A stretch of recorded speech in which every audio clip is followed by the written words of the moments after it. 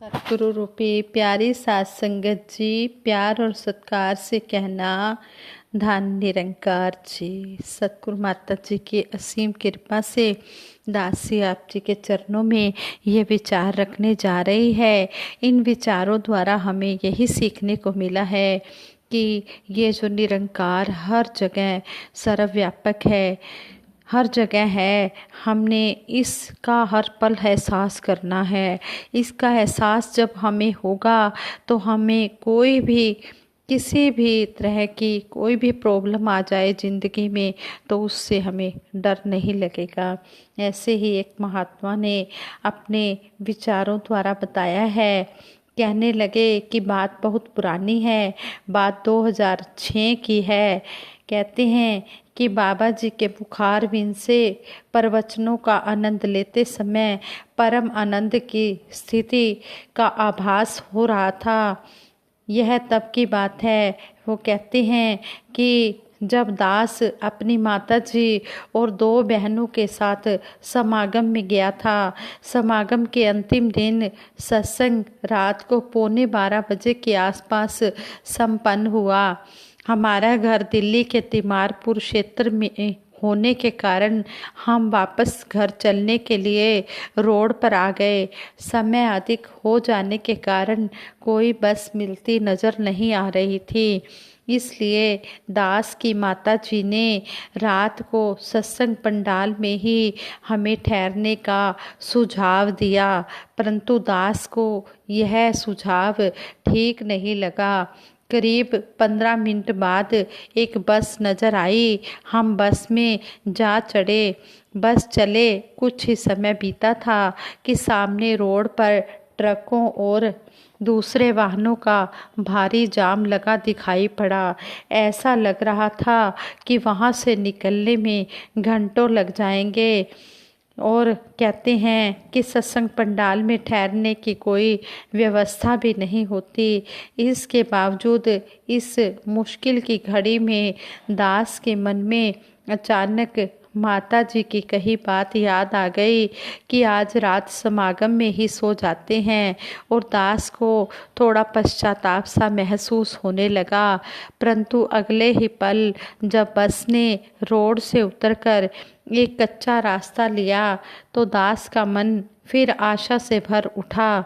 दास सोचने लगा कि जल्दी ही बस जाम को पार कर हमें हमारे निश्चित स्थान तक पहुंचा देगी जहां पर हमने जाना है। परंतु ऐसा नहीं था। वो रास्ता ऊबड़ खाबड़, सुनसान और अंधेरे में डूबा हुआ था। दास के दिल की धड़कनें अचानक बढ़ गई। माता जी और बहनें भी डर से व्याकुल हो रही थी। बस उस अंधेरे में पहुंचकर रुक गई थी।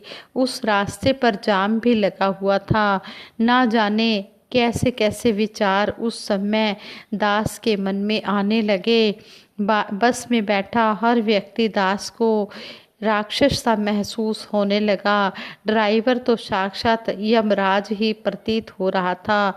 ना जाने इस अंधेरे में यह किस ओर बस को मोड़ कर ले जाए। काश माता जी की कही बात मान ली होती। दास के मन में ख्याल आया कि तुरंत अभी माता जी और बहनों को बस से उतारकर वापस पंडाल में चला जाए। परंतु ऐसा करना भी संभव नहीं था क्योंकि बस अंधेरे रास्ते में काफ़ी दूर निकल आई थी।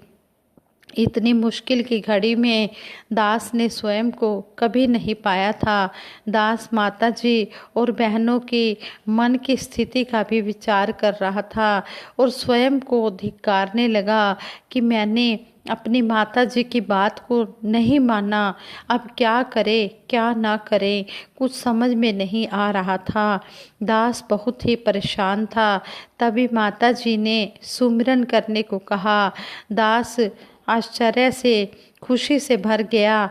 घने अंधेरे में जैसे रोशनी की किरण नजर आ गई जब सिमरन के लिए मेरी माता जी ने बोला। जब सिमरन शुरू किया तो एकदम से ध्यान आया कि सच्चे पातशाह ये तो ध्यान ही नहीं था कि ये निरंकार प्रभु परमात्मा तो मेरे अंग संग खड़ा है, मैं तो भूल ही गया था, इसका एहसास ही नहीं आया। फिर हम काफ़ी देर तक सिमरन करते रहे और काफ़ी देर तक बस वहीं खड़ी रही। फिर थोड़ी देर बाद बस ने चलना शुरू किया और हमने इस निरंकार सच्चे पातशाह का धन्यवाद किया। बस ने हमें रोड पर उतार दिया।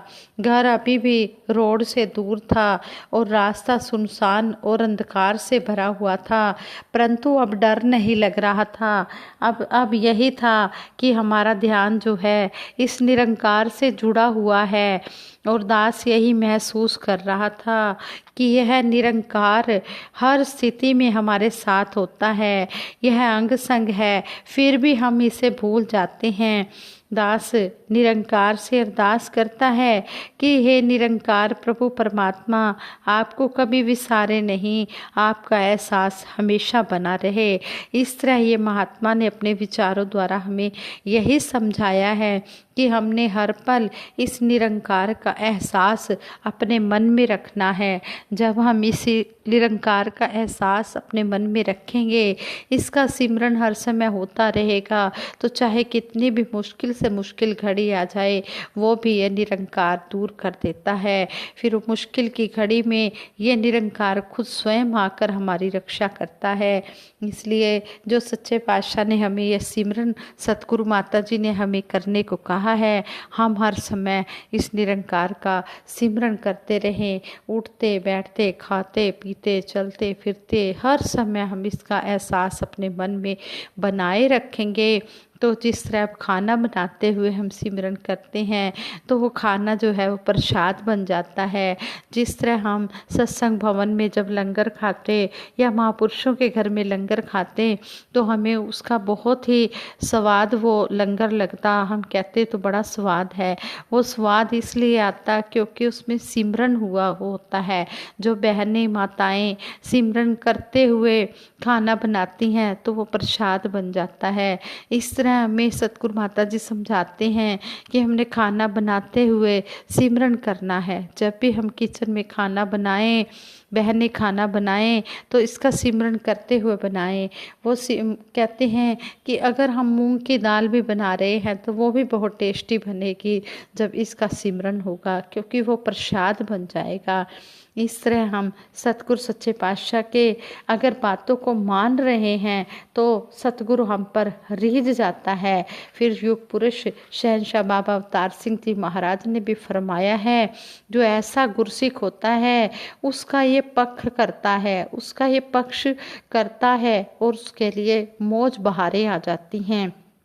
संपूर्ण अवतार वाणी में शहंशाह जी ने शब्द नंबर 192 में कहा है, 192 में, जिसका पक्ष करे तू स्वामी उस बंदे लई मौज बहार, जिसका पक्ष करे तू स्वामी उस दी कदी ना होवे हार, जिसका पक्ष करे तू स्वामी उसनू पूजे एह संसार, जिसका पक्ष करे तू स्वामी उसदा होवे बेड़ा पार, जिसका पक्ष करे तू स्वामी उसदे देवे कम सवार, जिसका पक्ष करे तू स्वामी उसनू बख्शे नाम भंडार, जिसका पक्ष करे तू स्वामी उसदी होवे जय जयकार, जिसका पक्ष करे तू स्वामी उसनू कोई ना सके मार। सारी दुनिया वस विच तेरे तू भगतां दे वस करतार, अपना कीता आपे जाने दासन दास कहे अवतार। साथ संगत जी, वो संत महात्मा बहुत ही सौभाग्यशाली हैं जिनका ये स्वामी पक्ष लेता है। कहते हैं कि जीवन में हम रोजाना जैसे स्वयं अपने मन के साथ ही महाभारत लड़ते हैं, मन प्रायः नेगेटिविटी या विपरीत दिशा में जाना चाहता है, जबकि हमारी भलाई गुरु की दिशा में जाने से ही निश्चित होती है। जब हम गुरु की दिशा में जाते हैं, गुरु के कहे अनुसार काम करते हैं, तो देखो सच्चा पातशाह कितने सुख देता है। उसके जीवन में कभी भी कहीं हार नहीं हो सकती और उसकी हर जगह ऐसे संत महात्मा की पूजा होती है। ऐसे संत महात्माओं के बेड़े पार होते हैं, ऐसे संत महात्माओं के सारे काम संवर जाते हैं और नाम भंडार से सतगुरु उनको बख्श ही देता है और उनकी हर जगह जय जयकार होती है। उसको कोई भी नहीं मार सकता। कहते हैं कि शरीर ने मरना है, फिर ये आत्मा अमर है। ये आत्मा का पार उतारा ये सतगुरु निरंकार कर देता है, मुक्ति दे देता है। इस तरह हम सतगुरु के कहे अनुसार कर्म करते चले जाएं। आज कर्म ही प्रधान है। कहते हैं कि द्वापर युग में सच और झूठ दोनों के ही प्रतिनिधि समय के सतगुरु भगवान श्री कृष्ण की शरण में गए, लेकिन सतगुरु ने पक्ष लिया तो सत्य का ही। निरंकार तो शक्ति है, शक्ति सदा निरपेक्ष होती है, जबकि सतगुरु शक्तिशाली होता है। हम अपने चरम नेत्रों से साकार को ही देख पाते हैं, इसलिए हमें पक्षधर अगर कोई दिखाई देता है तो सतगुरु ही। पावन वाणी भी कहती है, बाह पकड़ कर लीने जन अपने, गृह अंधकूपते माया, तुम शरणाई आया ठाकुर, तुम शरणाई आया। बाइबल में हजरत ईसा मसीह जी भी कहते हैं कि जब तक एक भी भेड़ गुम है, चरवाहा अपनी भेड़ ढूंढता रहता है।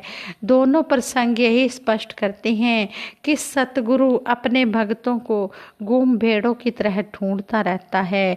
सतगुरु आज भी ढूंढ रहे हैं उन भक्तों को जिनको जिज्ञासा है ब्रह्म ज्ञान की, जिनका पक्ष ये हमेशा लेते रहे हैं।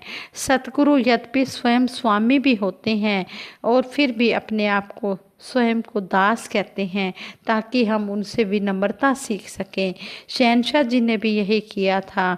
शब्द में स्वामी व सतगुरु हमें दो नजर आते हैं, जबकि हैं वे स्वयं ही। सतगुरु शरीर में प्रकट जरूर होता है, लेकिन शरीर में सीमित नहीं होता। इसलिए स्वामी के संदर्भ में कोई संशय नहीं रखना चाहिए। जो उस समय स्वामी था वही आज भी है सतगुरु। अंत में कहा गया कि तू भक्तों के वश में है, भाव कि तू पक्षधर है तो भक्तों का है, गुरसिखों का है। भगत शिरोमणि हनुमान जी भगवान श्री राम जी के रकत संबंधी नहीं थे, फिर भी उन्हें ही दर्जा दिया गया भगत शिरोमणि का, शेष किसी को भी नहीं।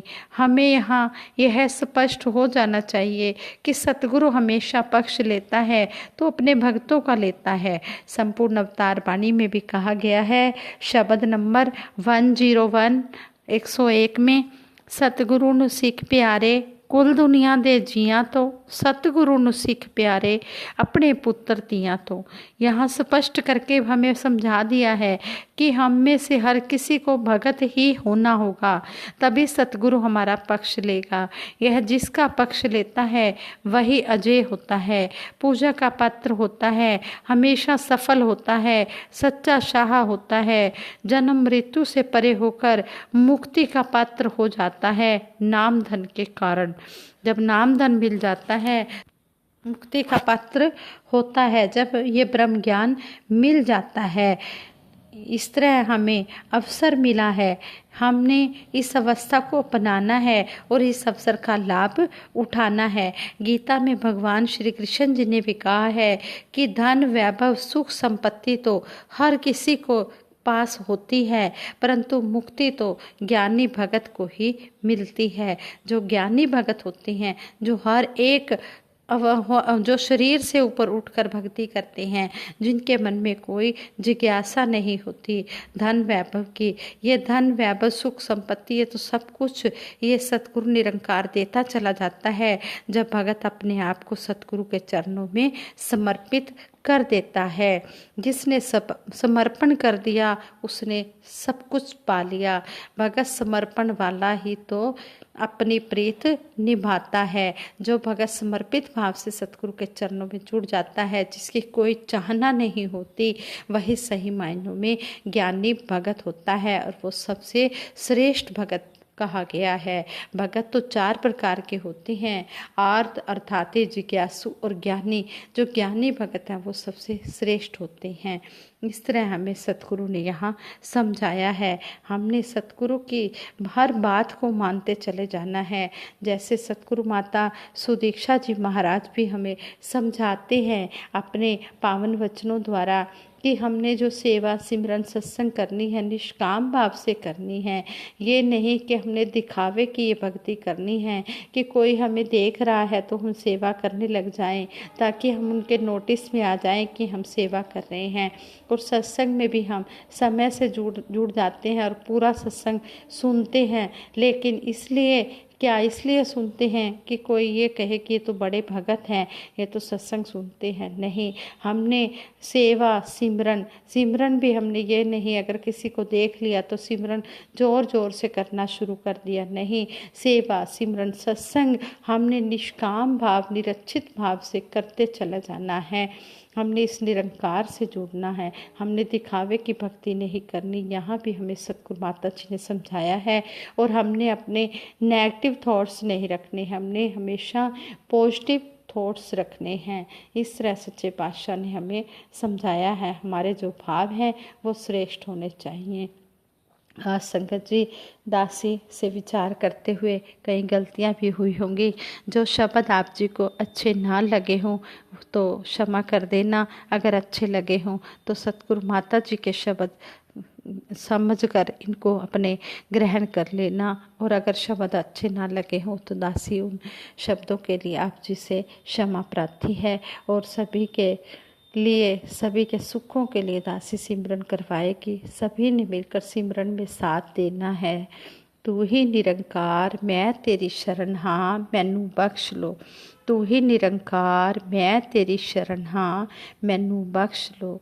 तू ही निरंकार मैं तेरी शरण हाँ मैनू बख्श लो। तू ही निरंकार मैं तेरी शरण हाँ मैनू बख्श लो। बोलिए सतगुरु माता सुदीक्षा सविंदर हरदेव जी महाराज की जय। निरंकारी राजमाता गुरु बचन अवतार की जय। साथ संगत जी प्यार से कहना धन निरंकार जी।